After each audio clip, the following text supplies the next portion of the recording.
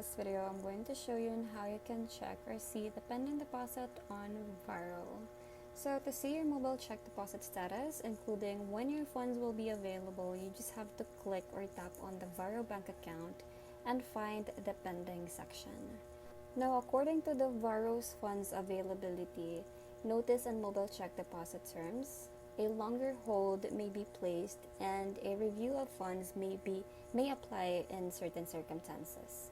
So to review the terms and disclosures, you can visit the Varo Bank General Terms Agreement, which is in the section 4, which is the mobile check deposit, which can be found on their privacy and legal web page. So just find the privacy and legal page in here, this link right here. I'm just going to pop it on the screen.